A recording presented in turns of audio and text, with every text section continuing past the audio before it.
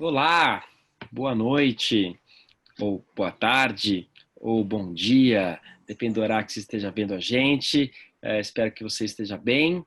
E meu nome é Sérgio, eu sou fundador e CEO da Labora e a gente criou esse espaço chamado Liga Labora para a gente estar conversando um pouco sobre inclusão. A gente sabe que é um assunto que está cada vez mais crescente nas empresas e na sociedade, porém, a gente também sabe que estamos todos engatinhando ainda para quebrar os paradigmas antigos e realmente criar novas possibilidades de inclusão em escala na necessidade que a sociedade exige. Então, esse espaço a gente criou para justamente trazer pessoas que estão fazendo a diferença, seja em empresas, seja na sociedade civil, e a gente compartilhar um pouco melhores práticas com casos reais, sem muito conceito, mas com muita prática, porque é isso que a gente está precisando, né? E hoje, né, eu tenho aqui o super prazer de ter como convidada aqui desse bate-papo a Adriana Barbosa, que lidera aqui o Feira Preta, entre outras cositas más.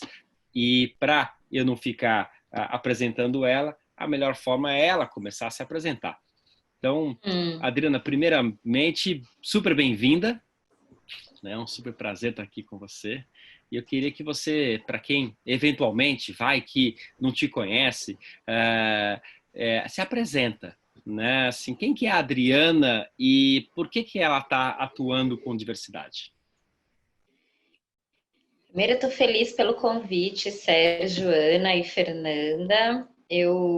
Como você me apresentou, sou Adriana, sou uma paulistana de 43 anos, mãe da Clara, neta da Dona Idê, filha da Dona Regina, então venho de uma família de mulheres negras e o que, inclusive, foi o que me ajudou a construir enquanto pessoa foi esse matriarcado de mulheres. E eu, nos últimos 20 anos, venho me dedicando ao tema do empreendedorismo, focado na população negra. Então, tenho apoiado e estimulado para que a população negra possa empreender e tenha um ambiente mais equânime, né, em relação a essa questão do empreendedorismo no Brasil. E o que me ajudou a construir essa história foi a Feira Preta, que eu comecei a empreender há uns 20 anos atrás, era novinha, acho que na mesma idade da Anne e da Fernanda, há 20 anos atrás, mas com um desejo no coração de me ver representada, de propiciar um espaço que as pessoas pudessem se ver, se encontrar, comercializar, se estimular, fomentar, né? E hoje é o que eu tenho me dedicado, assim, apoiar os processos de criação, produção, distribuição e consumo de empreendedores que criam produtos para atender uma demanda específica de mercado e do ponto de vista do consumidor, estimular para que eles acessem essa produção, além de ter um olhar muito peculiar, assim, para a cultura negra, assim, né? Peculiar no sentido de, a partir da cultura negra, fortalecer a nossa identidade, sabe? A minha formação é na área de gestão cultural. Uhum. Agora, vamos voltar um pouquinho nessa história. Você passou bem rápido nela. Fala um pouquinho de como é que foi esse começo, assim, há 20 anos atrás. Como é que você se dá conta que, primeiro, é possível, né? E, assim, você começa a testar. Empreendedorismo não era uma palavra e um termo tão forte como é hoje, né? Empreendedorismo negro, menos ainda. Então, assim, o que que te desperta e o que talvez te realmente dá ali aquela força para você, não, eu vou lá e vou fazer acontecer isso aqui. Bom, o que me desperta é a história, né? A população no Brasil, a população preta no Brasil, ela é empreendedora desde que teve lá o processo de abolição. Então, empreender foi uma das únicas formas da população negra ter mobilidade social naquele momento, né?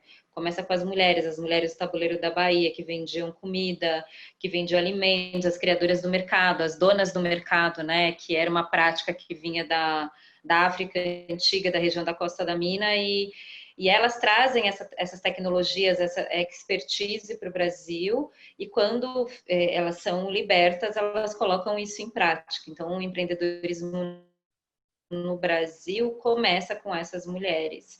A partir daí tem um processo de mobilidade no sentido de essa prática, ela também ajuda nos processos emancipatórios. Então, por exemplo, muitas mulheres ajudaram a comprar alforria de outras mulheres. A própria construção do que a gente fala hoje de poupança da Caixa Econômica está com a população negra criando, conseguindo recurso a partir desses mercados e acumulando em uma instituição X, que no caso era a Caixa Econômica.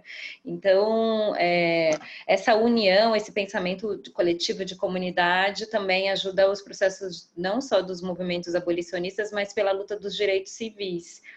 Essa história me estimula a empreender, porque, de fato, há 20 anos atrás não falava de empreendedorismo como a gente vem falando agora, e ainda mais empreendedorismo negro com esse quantitativo que a gente tem, né? Quando a gente pega os dados do Sebrae, na categoria microempreendedor individual, a população negra é a maioria, sobretudo mulheres negras, né? Então, o que me estimula a empreender é um pouco isso. E eu começo na civilologia, assim. Eu não sabia o que era empreendedorismo, isso não fazia parte da minha vida. Fazia parte da minha vida, mas não com esse nome de empreendedorismo, dentro dessa caixinha, sabe? Porque a minha avó, ela se Você virava, tinha ela vendia exemplos em comida. casa? Sua mãe? Alguém que já Sim. tá... Minha bisavó, ela fazia isso. Faltava grana em casa, ela criava coxinha, ela vendia marmitex, ela fazia qualquer coisa que ajudasse na área do alimento a poder ajudar nas despesas de casa. Então, ela se virava. E quando eu perdi emprego, eu também passei a me virar vendendo as minhas roupas em feiras de rua. E aí, nesse momento que começa a despertar, por que não criar um projeto que pudesse colocar a população negra no centro, nessa perspectiva criativa, inventiva, propiciar o encontro, trazer a cultura negra para ajudar a contar essa história. Você tinha que idade? Eu tinha 20, 21, 22 anos. Você já estava formada como gestora cultural? Não, eu fui me formar depois. Você estava trabalhando, perdeu o emprego e falou assim, vou vender roupa aqui e vamos ver como é que dá esse negócio. É isso mesmo, comecei a vender as minhas roupas e aí quando eu comecei a fazer Feira Preta foi que eu decidi voltar para a universidade e escolher um curso que pudesse dar conta daquilo que eu tinha escolhido profissionalmente, né? Porque eu já sabia, eu quero fazer isso, eu não quero fazer mais nada, eu quero só fazer isso. Então eu fui estudar. Então eu estudei eventos, uma universidade na época era super nova, que tinha um curso de eventos, essa universidade foi vendida para uma outra universidade. Não, na verdade comecei em cultura, em gestão cultural, aí a universidade fechou e foi comprada por uma grande universidade que na época tinha relação internacional, né? Não era um grupo só nacional, era multinacional, e eles não tinham o mesmo curso de cultura na área de gestão cultural. Aí eu fui para a área de eventos, que era o que eu achava que era mais próximo. Aí depois de eventos eu fiz uma especialização na ECA, na área também de gestão, na área da cultura. E aí que me amplia a cabeça para um aprofundamento na cultura popular e na cultura de matriz africana. Então, a feira só é o que é, depois que eu também fui para a universidade, entrei em contato com outras culturas. Inclusive, o meu orientador na ECA, ele falou assim, cara, você tem que estudar os mercados africanos, porque os mercados... Um dos poucos professores negros da USP, e ele foi meu orientador, o professor Juarez Xavier. Ele foi, tipo, meu mestre com carinho, porque ele foi realmente maravilhoso, assim, na minha vida acadêmica. E você tem que estudar os mercados africanos, porque quando eu olho a Feira Preta, é um modelo muito intuitivo do que acontece na África, nessa diáspora africana. E aí eu comecei a pesquisar, a entender, e foi quando eu descobri as mulheres, quando eu descobri a região da Costa da Mina, quando eu descobri a importância dos mercados, que o mercado para a África não é um espaço só de venda de produtos, mas um espaço de trocas de bens simbólicos, é onde se tem as tendências, onde fala da questão do cabelo, onde tem a questão da cultura, né, como parte integral de um povo. E quando eu tive a oportunidade de viajar para o Senegal, para a Colômbia, para outros países, eu como uma prática que eu via na Feira Preta. Então, de fato, o que era intuitivo na Feira Preta também se praticava na Colômbia, também se praticava no Senegal, também se praticava em outros lugares. Então, a academia me ampliou muito, embora eu não tenha me dedicado, depois de ter feito mestrado, doutorado e nada disso, assim, não me dediquei a uma vida Uhum. acadêmica, mas eu me propus a estudar aquilo que eu resolvi como propósito de vida, né? Claro, claro. Mas você falou uma coisa que é super importante aqui, né? O como que você parte, né, de uma coisa muito transacional, ou seja, você vai lá, preciso ganhar meu dinheiro, vou lá vender minhas coisas, e de repente você entra numa trajetória e você cruza com um pensamento conceitualizado, de acadêmica, né? ECA e Uhum, tal, bem uhum, cabeçudo, né? Ah, uhum, mas que no fundo começa a trazer aí essa coisa da identidade e dos símbolos, o quanto isso tem valor, né, nessa necessidade da gente avançar enquanto sociedade, uhum, enquanto grupos, né? uhum. E daí acho que aí tem um grande salto, né? Acho que isso tem uma boa explicação, porque, enfim, no Brasil, como você falou, tem centenas, milhões de pessoas no civirômetro, né? Uhum, uhum, E você vai numa feira, seja de alimentos, seja de aqui no centro de São Paulo, ali de roupas, você tem ali as pessoas e muitos empreendedores brancos, negros e etc., mas que não se colocam nesse lugar do empreendedorismo, né? E talvez não tenha essa referência da importância dos símbolos e dos conceitos que estão por trás naquela troca, né? sim, e quando eu entro em contato com os códigos, né? Porque é isso, né? Uhum, Quando fala em empreendedorismo, a gente está falando de uma série de códigos, de um claro. ecossistema. É que eu começo a me olhar e falo, bom, aquilo que a minha bisavó fazia é empreendedorismo, aquilo que eu faço Uhum, é empreendedorismo, aquilo que a moça faz na Praça da República é empreendedorismo. E aí, uhum, de alguma forma, poder decodificar esse código para um maior número de pessoas. Então, não era só sobre a minha vida, era sobre pessoas que compartilhavam das mesmas práticas que eu, dessa lógica do ciberologia, mas que se elas pudessem acessar esses códigos, poderia sair dessa questão do se virar para ser de fato uma oportunidade de vida, uma oportunidade de mercado e transcender da necessidade para a oportunidade, entendeu? uhum. E como é que você daí vamos avançar no tempo, né? Passado isso, a Feira Preta começa a se estruturar e crescer. Conta um pouquinho só dessa história, só para as pessoas terem ali uma noção um pouco do que é a Feira Preta hoje. Então, depois a gente começou na Praça Benedito Calixto, ela cresceu. No primeiro ano a gente levou em torno de 5, 6 mil pessoas. No segundo ano já tinha mais de 10 mil pessoas. No terceiro ano, 14 mil pessoas. E ali, de fato, a gente viu que tinha uma demanda. E aí a gente começa a receber público do Brasil inteiro. Esse público começa a replicar ou levar o modelo da Feira Preta para os seus municípios ou empreender dentro dos seus territórios, né? Então, quando vinha para a Feira Preta, eu quero esse cabelo, quem é que faz esse cabelo? Ou eu quero essa roupa, eu quero fazer essa roupa para vender, eu quero vender essa comida. Então, isso foi virando uma onda de ressonância.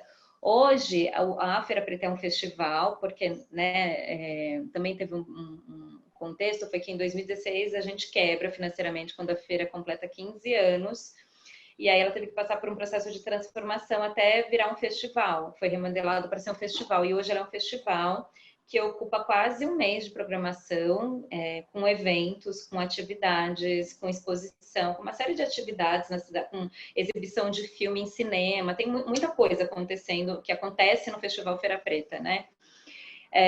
E já reúne mais de 30, 40, já chegamos a 50 mil pessoas numa única edição, entendeu? E aí tem empreendedores do Brasil inteiro com produtos diversos, tem música, tem gastronomia, tem área de inovação, tem cultura geek, tem uma série de atividades relacionadas a esse universo da cultura negra, não só no Brasil, mas da diáspora também, porque a gente às vezes faz interface com conteúdo, com empreendedores de outros países também. Uhum, uhum. E daí você está avançando também nessa, né, como você colocou, nessa decupação aí desse empreendedorismo negro. Como é que tem sido esse caminho e essa tecnologia que você tem desenvolvido para trazer outras pessoas para essa mesma possibilidade? Então, desde que a gente passou pelo processo da ONG Artemisia, a feira foi modificando muito, né? Primeiro a gente começa a se enxergar como empreendedor quando a gente entra na Artemisia e começa a entender desses códigos do ecossistema empreendedor. Daí eu fui passando vários processos de mudança, aceleração da maioria das instituições que fazem esse tipo de trajetória, de trilha empreendedora. E hoje o que a gente faz está suportado por uma plataforma que chama Preta Hub, e a gente tem mais ou menos 7 programas. Então tem espaço físico, que é a Casa Preta Hub, tem o Afro Hub, que é um programa de digitalização dos negócios, tem o Afrolab, que é para formação, tem o Festival Feira Preta, a metodologia Conversando a gente se aprende, que a gente leva processos de equidade racial para dentro do contexto corporativo. Enfim, a gente foi desenvolvendo uma série de programas com uma visão sistêmica. Então, tudo que a gente faz é para alargar. Então, eu preciso ter dados. A feira vai lá e já faz de 4 anos que a gente desenvolve pesquisas, né? Pesquisa para mercado, né? A gente tem, precisa, sei lá, fazer letramento digital. Então, a gente tem uma parceria com o Facebook para ajudar os empreendedores a digitalizar. Precisa ter acesso a crédito. Então, a gente vai lá, sabe, assim, tem o Fundo de Emergências Econômicas, a feira e mais 5 organizações. Enfim, a gente foi cercando de vários movimentos para poder ter um ambiente mais acolhedor e de mais potencial de desenvolvimento desse empreendedor, sabe? Uhum, uhum. E eu acho que tem um projeto que eu sou fã e de alguma forma estou mais próximo, que é o do empreendedorismo sênior, né? Que aí junto com Semente Oré, Lab 60, a gente fez aí a primeira turma. Conta um pouquinho disso aí para o pessoal.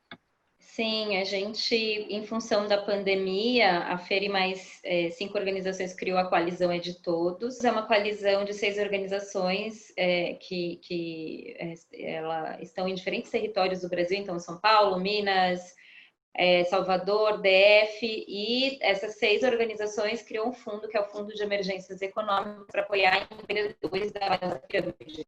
A gente começa, né, de utilização coletiva para buscar recursos. Então, cada recurso de empresas, ações, institutos, e repassa esse recurso para empreendedores. E o primeiro repasse que a gente fez foi para mulheres, para 40 mulheres de 50 até 100 anos. Elas têm recebido recurso financeiro e têm recebido também apoio de sessão de terapia, né, para apoiar na dimensão da saúde mental. Além disso, agora elas estão passando por um processo de mentoria para apoiar os seus negócios. Então, comunicação, estratégia de venda, precificação do produto. Então, recurso financeiro, mentoria para o negócio e atendimento psicológico. Ou seja, vamos repetir aqui para o pessoal. Ou seja, estamos falando aqui de um grupo de mulheres negras periféricas, espalhadas pelo Brasil, acima de 50 anos, e a mais velha tem 100 anos, não é isso? 100 anos, a dona do Cadu, da região do Recôncavo da Bahia. Perfeito. Então, assim, estamos falando de um empreendedorismo sênior, negro, periférico, feminino. Assim, esse é o recorte super especial desse projeto. Sim, acho que não é à toa porque eu sou fã, né? Super legal. E a gente agora está com esse projeto, a gente recebeu uma coisa muito legal, que foi a empresa Top Trends, ela tem um projeto que é aquele Call Parade, né? Que é aquelas vaquinhas que são... Elas são pintadas, né, por artistas, por grafiteiros, e eles fizeram uma ação em Salvador, acho que em outro estado, eu não me lembro, e eles doaram essas vacas. Essas vacas foram leiloadas e parte do recurso foi arrecadado para fazer uma nova turma esse ano, 50 a mais. Então, a gente vai ter aí, acho que mais umas 20 mulheres que vão ser suportadas por um período de 3 meses. E eu vou compartilhar com o pessoal as nossas conversas que a gente tem tido aqui, que eu tenho um compromisso com a Adriana, que a gente vai aqui estruturar algo para justamente deixar esse programa um pouco ali mais permanente e a gente ter Sim. aí apoio de organizações, de empresas aí de uma forma, vamos buscar que seja mais recorrente. A gente não vai ter dinheiro para isso, mas a gente já espera que grandes empresas venham com esse aporte para esse projeto aí. Eu acho que pode ser bem bacana, Não, simplesmente incrível. e é importante frisar, Sérgio, que assim, é estratégico investir com esse recorte, porque, por exemplo, o perfil que a gente está apoiando são mulheres que são espalhadas em diversos setores diferentes, sabe? E elas, quando a gente apoia o recurso para elas, não se finda nelas, né? Muitas delas são chefes de família ou são lideranças comunitárias, então provavelmente ajuda ela e ajuda o entorno, entendeu? Então, por isso que Perfeito. Tem um efeito multiplicador, né, esse ele dinheiro. tem um efeito multiplicador que não para só na pessoa, ele possivelmente vai possibilitar que circule entre mais pessoas esse impacto, entendeu? Uhum, uhum. Acho que você faz uma lembrança perfeita, porque diferente talvez de um jovem de 20 anos que esteja ali querendo, como foi você lá atrás, né? Ali no civirômetro, essa pessoa já tem uma família, essa pessoa já tem provavelmente uma situação de liderança comunitária, de uma rede social que a permite estar nessa situação. Então é muito natural que reverbere efetivamente, né? Vocês têm conseguido de alguma forma ter algum cheiro de como tem se reverberado esses Não, impactos? nossa, tem sido maravilhoso. Acho que uma das dimensões é da saúde mental, muitas delas, não muitas, mas algumas delas com traço de depressão, então algumas tiveram Covid,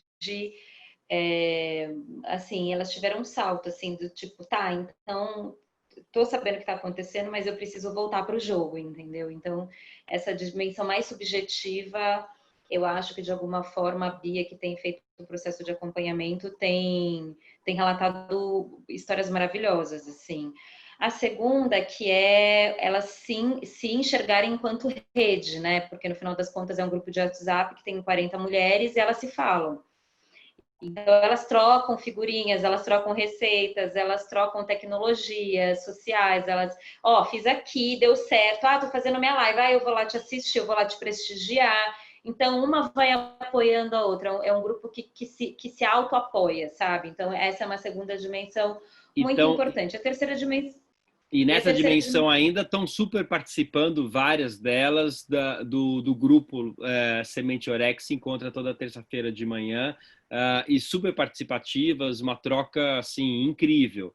E no festival do Lab 60 que teve em julho, no mês passado, também teve um painel, e foi um dos painéis assim, super incríveis, que foi sobre o Semente Oré e as empreendedoras.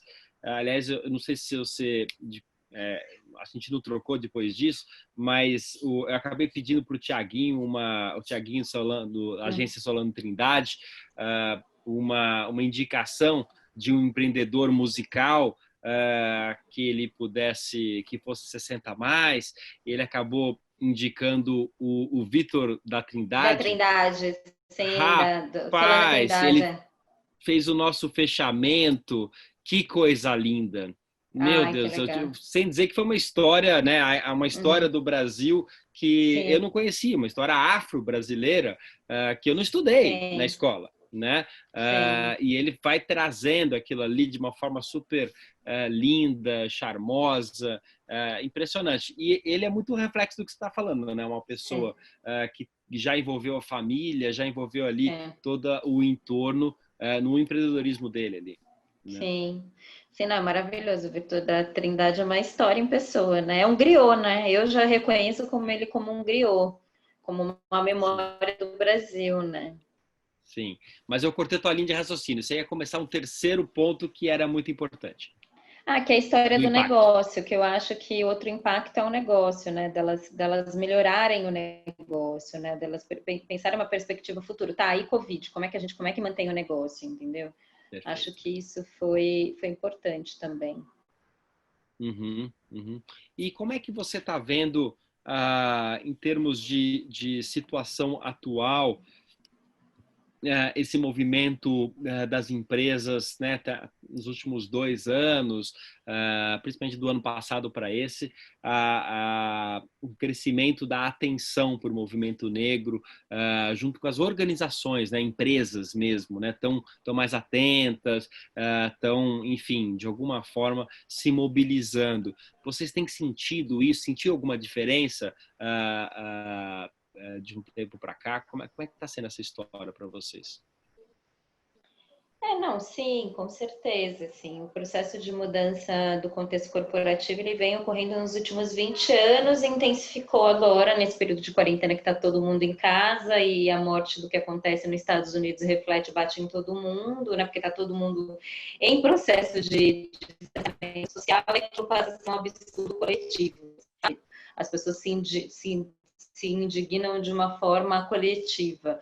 Mas, assim, eu sempre vou falar dessa história porque o que faz ajudar a história dos negros em relação ao contexto corporativo é pela lógica do capital, né? A população negra no Brasil ela é maioria, só é maioria por processo de autodeclaração.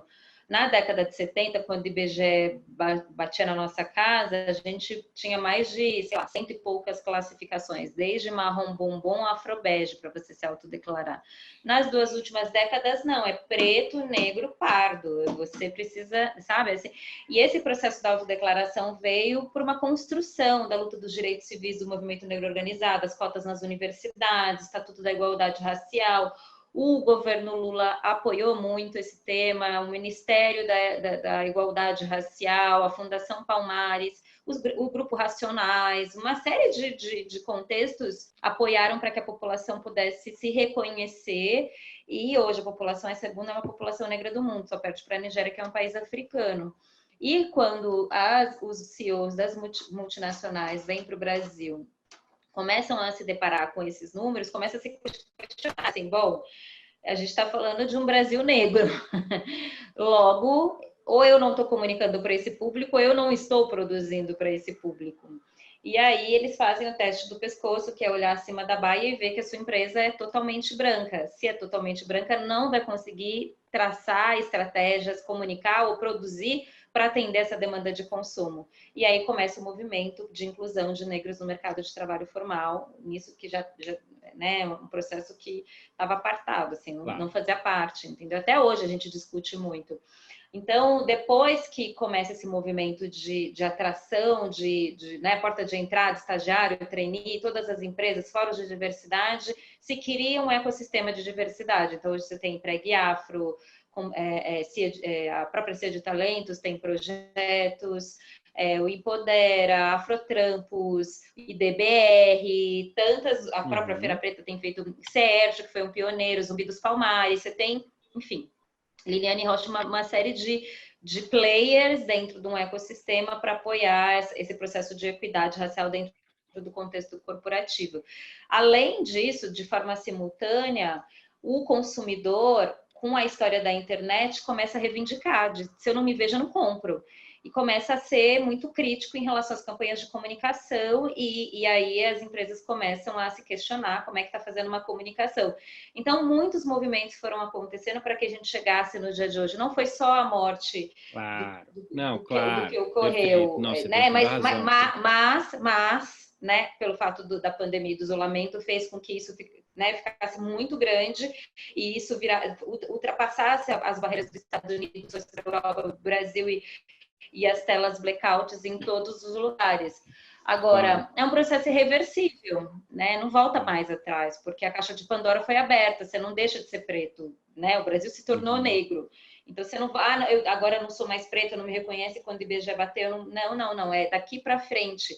E aí as empresas têm feito o movimento agora de fazer esse processo de inclusão, né? Eu não gosto muito da palavra inclusão, porque como se inclui mais de 50% da população? Tipo, a palavra não é inclusão, é de fato equidade. Você precisa promover a equidade, porque a representatividade ela precisa ser proporcional aos 50% da população, né? Uhum. Não, eu tenho restrições sobre a palavra inclusão, porque você fica sempre parecendo que você quer encaixar, né? Alguém que não fazia parte do jogo, né? Tipo, vamos É, incluir assim, vamos dar um jeito de caber. E é o que você falou, nenhuma das minorias, justamente qualquer minoria é alguém que é subrepresentado, né? E você pega mulheres, 51%, negros, 54%, sêniores, 25%. Não é uma inclusão de você pegar e trazer 5 pessoas, 10 pessoas para bater uma foto e colocar no relatório. Isso pode ser um começo, isso pode ser um momento de conscientização, mas você tem que se transformar estruturalmente para que aquelas posições realmente abarquem essa representatividade, né? E não é simplesmente falar, daqui a pouco 50% vai ser mulher ou vai ser negro. Assim, você não faz isso do dia para o outro, né? Você sim, tem com que certeza. reestruturar a tua organização.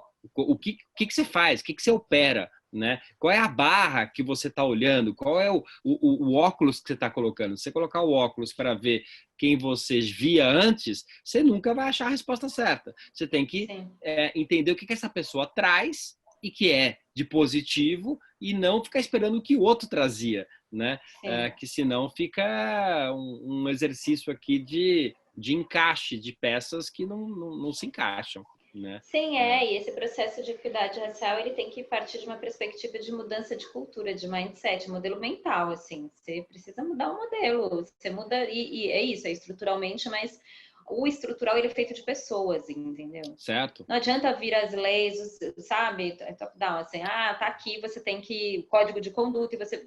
Mas no dia a dia, sabe assim, tem muitas complexidades, entendeu? Muitas complexidades corriqueiras, e que essas complexidades, os processos, né, os micro-racismos, eles acontecem cotidianamente. E um desses casos que eu quero relatar é que precisava fazer um TED, uma transferência bancária, e eu não consegui fazer pela internet, eu estava fora da minha cidade, fui até uma agência.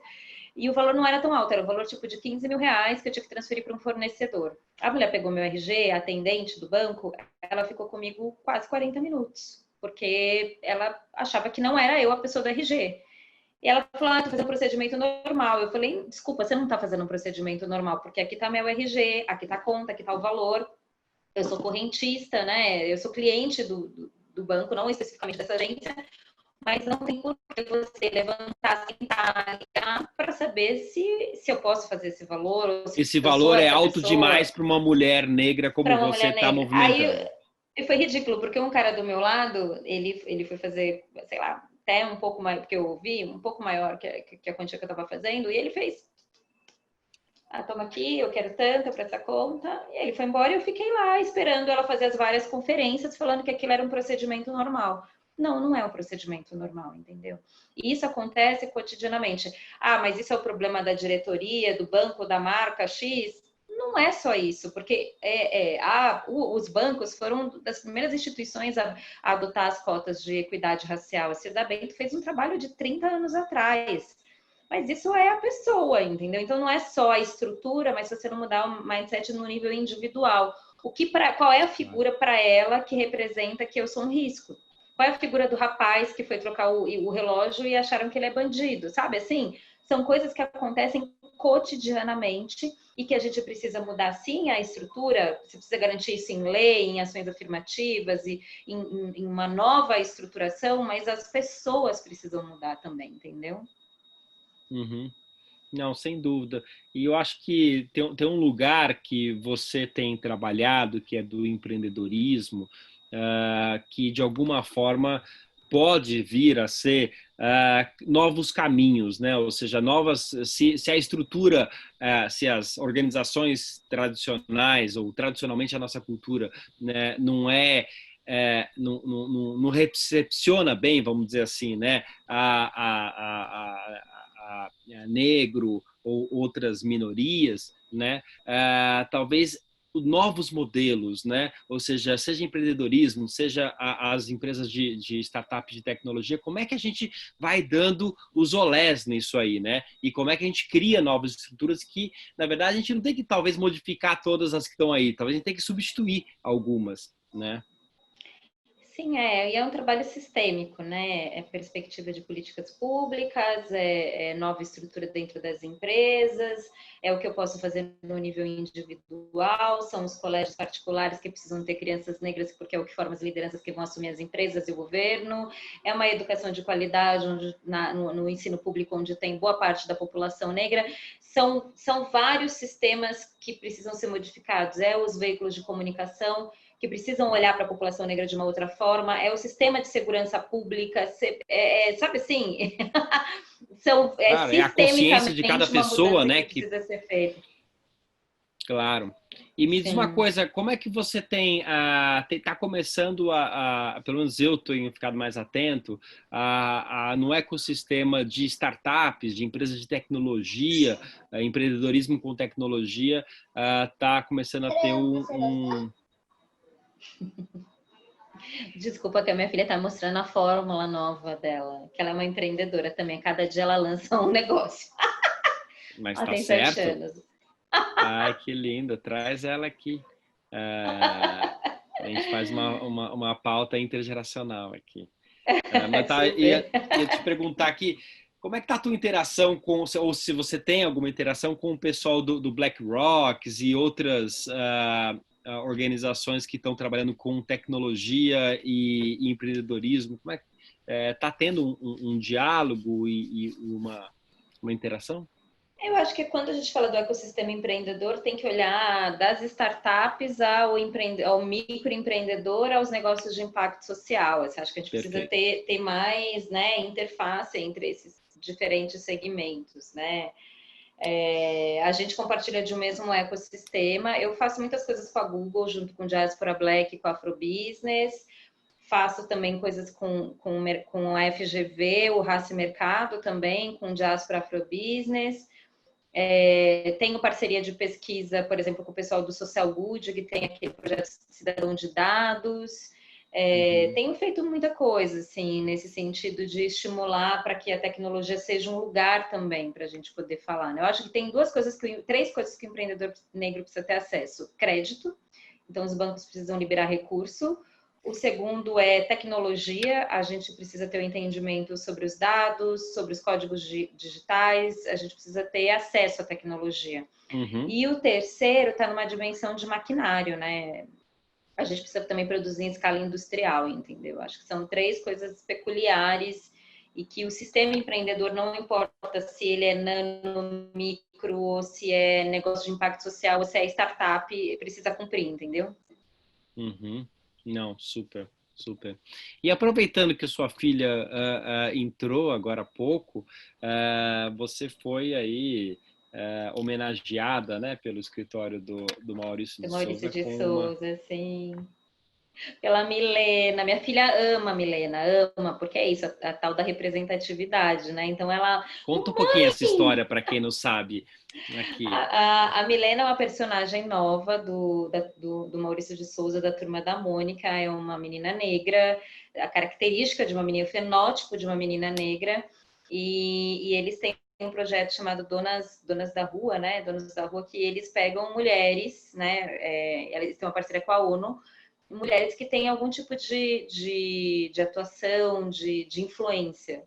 E aí eles comparam esses personagens, né, da Turma da Mônica de acordo com essas mulheres. E aí eles escolheram a Milena para fazer um cruzamento comigo. Então foi maravilhoso, porque quando a minha filha que ama a Milena, eu fui mostrar para ela, falou, não acredito, mamãe, não acredito. A filha de minha amiga falou assim, nossa, mamãe, sua amiga virou uma boneca. Eu falei, não, ainda boneca não, mas a ilustração sim. Não, Foi mas uma virou um super personagem, homenagem. né? Virou um Não. personagem. E é Uhum. isso, eu acho que é do possível, do viável, sabe? Porque quando vai contar para as crianças, mas por que a Helena é a Adriana? O que ela faz, né? E aí eu acho que é também trazer essas questões lúdicas para as crianças, para elas começarem a desenvolver um pensamento que ele é social, sabe? Tipo, minha filha, quando eu pergunto o que ela quer quando ela crescer, ela quer ser presidenta. Eu acho que é isso, assim, eu acho que em alguma medida a gente precisa trazer para o universo infantil o que é possível. E esse possível, ele é social, ele é coletivo, ele é comunidade, ele é para além daquele núcleo familiar de casa. E aí, quando vai para a Turma da Mônica, é isso, pode pode chegar e discutir, mas e aí, por que é fulano, por que é Beltrano? E contar essas histórias, sabe? Não, perfeito, porque a capacidade da gente sonhar, né, em ir a algum lugar é onde é o primeiro passo para nos levar até lá, né? Se a gente nem consegue ter a referência do sonho, você não vai, né? Não é para Sim, mim, né? sim. Isso cruza muito com a tua jornada lá atrás que a gente começou a falar, né? Dos símbolos, né? Como que Sim. os símbolos são importantes e como é que a gente se conecta com o contexto que a gente está, né? Não, Maravilhoso. total. A gente já está chegando aqui no final. Antes de ir para o final, eu queria. A gente já fez aqui algum cruzamento com a diversidade geracional, né? E a gente está cada vez mais buscando fazer esses cruzamentos, né? Nós, enquanto Labora, temos aí um foco original com a inclusão e diversidade geracional. Pessoas de todas as idades têm que ter espaço e essa permissão para sonhar, igual a gente estava falando aqui, né? Que por algum motivo na nossa sociedade, aliás, tem vários motivos, várias explicações, a gente vai sendo ali, de alguma forma, limitado a nossa capacidade de sonhar e poder criar um horizonte a partir, conforme o tempo vai passando, né? Então, quando a gente tem 40 anos, de repente a gente não pode mais ser alguma coisa, quando a gente tem 50, menos ainda, quando tem 60, como você vai começar um estudo, uma carreira ou um recomeço, né? E uma vida que a gente sabe, hoje em dia, que a vida é para ser vivida, né? Então, assim, eu não sei quantos anos eu vou ter de vida, mas eu posso estar sempre ali sonhando e recomeçando e me redescobrindo, né? Acho que aqui tem um cruzamento que é muito importante, porque se a gente leva esse mesmo pensamento para a diversidade étnico-racial, os limites que a gente se impõe, como a gente estava falando aqui, e as possibilidades, elas vão ser ainda mais restritivas, né? Então, como é que a gente vai criando esse universo e esse ambiente adequado para que, sim, a gente pode, tanto para alguém de 7 anos, como para alguém de 100 anos, que está sendo ali, né, fomentado por vocês. Como é que vocês vêm trabalhando, como é que você vem trabalhando essa questão de idade na tua trajetória? Ou não? Assim, o que te vem à cabeça? Não, eu acho importante. Na Feira Preta a gente tem atividades para todas as idades. Então a gente tem uma brinquedoteca, que quem começou foi a Mafone Odara, na época ela era da Choca ainda, que era Criança Mundo a Mundo, não lembro, era alguma coisa assim. Então a gente vem construindo esse imaginário também dos filhos dos participantes da Feira Preta. Quando a Feira Preta chega a 18 anos, a gente fala, nossa, geração Feira Preta. A pessoa viveu 18 anos, tanto que a menina que trabalha com a comunicação, a Anique, ela tem 18 anos, ela vivenciou, ela foi em todas as edições praticamente da Feira Preta. Então, ela é essa geração. E o ano passado, quando a gente completou 18, a gente convidou 18 jovens de 18 anos para pensar passado, presente e futuro. E um dos dias que a gente fez foi passagem de bastão. A gente trouxe griots para fazer a passagem de bastão para jovens de 18, no sentido, né, filosófico. O que é, por exemplo, a Heloísa Pires, que é uma griot, que conta história, que escreve, conversando com um jovem de 18 anos, e a gente pediu para eles, tragam os seus griots. E alguns trouxeram avós, pais, e outros trouxeram namorada. Ela me agriou. E quando eu apresentei, ela me agriou, porque ela também armazena uma série de informações de memória que para mim é importante, da minha faixa etária, e que eu não sabia e que ela me ajudou a descobrir. Então, isso para a gente é uma preocupação, sim. Desde a criança dela ter referências, e a Feira Preta a gente sempre vai trazer iniciativas ligadas ao universo infantil. No ano passado a gente fez uma área infantil com cinco ou seis iniciativas. Luderê, Dudu Badé, várias iniciativas que têm se dedicado ao universo infantil, e a gente tem feito esse processo com os jovens, desenvolvimento pessoal dos jovens, né, que é isso. A Feira Preta completou 18 anos, é um outro público hoje, diferente do público de inclusive quando a gente quebra foi porque a gente não se deu conta que o público tinha mudado, entendeu? A gente ainda estava naquele momento do encontro. Pode falar. Não, é que o que está me saltando aos olhos assim, que o teu foco está muito criança e jovem. A gente tem que incluir aí nessa Feira Preta os 60 a mais para fazer aí uma intersecção do Lab 60 a mais com a Feira Preta de uma vez, né? Trazer os griots, Vamos trazer fazer a esse ano. ancestralidade, Sim. Não, a gente incluiu. O ano passado a gente as fez, mas pessoas eu se acho. reinventarem. Sim, a gente fez o ano passado. Eu acho que a gente tem que, de fato, isso ser uma premissa, um pilar para a gente, entendeu?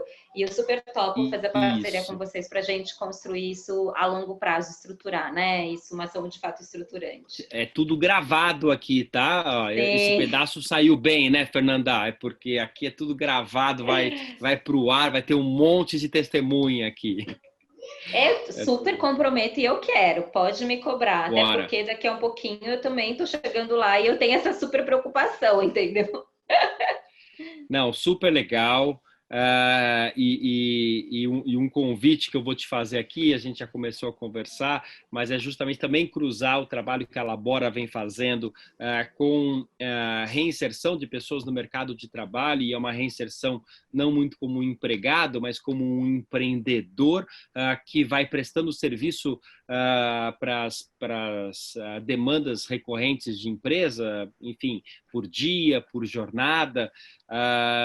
E a gente criou aí essa plataforma e cada vez mais está fazendo sentido a gente ampliar para diversidades cruzadas com a senioridade, né? Então, a gente tem muita intenção aqui de avançar para como é que a gente inclui mais sêniors negros espalhados pelo Brasil nessa plataforma. Acho que aqui vai também um convite que a gente vai ter que trabalhar ainda para ver se o que a gente está fazendo tem algum gap ou não tem gap, né, para essa atração.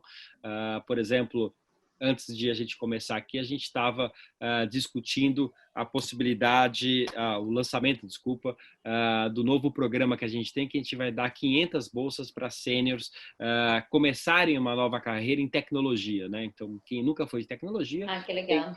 super legal, né? E a gente já é a segunda fase, a gente já deu para 50 pessoas, está indo super bem e agora a gente conseguiu, junto com uma parceria legal com a Oracle, ampliar para 500 pessoas, né? Que legal. E o grupo está muito branco, sendo muito sincero, o Uhum. grupo está muito branco, né? Está muito paulista e está muito branco.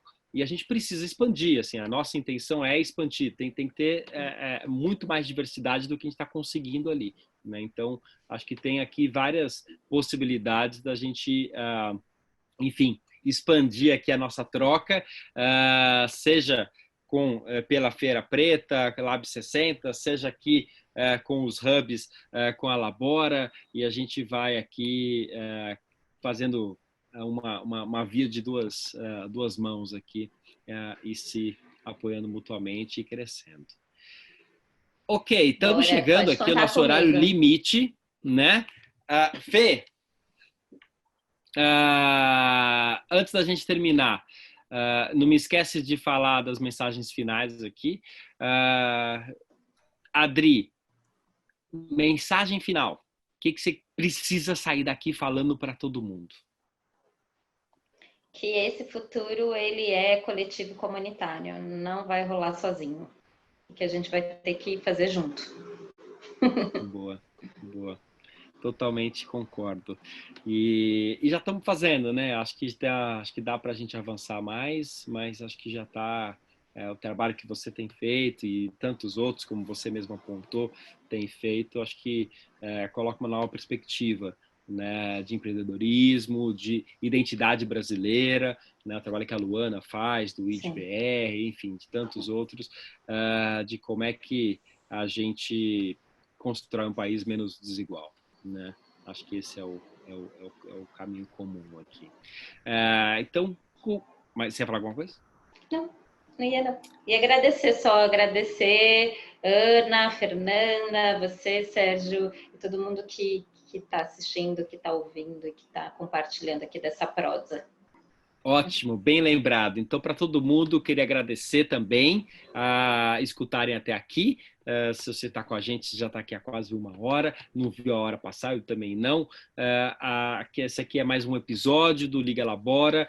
Você mantenha-se aqui no canal do YouTube, dá o assinar, coloca o sininho ali para ver as notificações. Se você tiver no podcast, seja no Spotify, seja no Deezer, também assina, e que toda semana tem um novo convidado, um novo tema, sempre com a perspectiva de ampliar e escalar a inclusão no mercado de trabalho e nas empresas, para a gente ter empresas brasileiras mais inovadoras e uma sociedade mais igual, né? Super bacana, obrigado e até a próxima. Até, gente. Um beijo. Obrigada.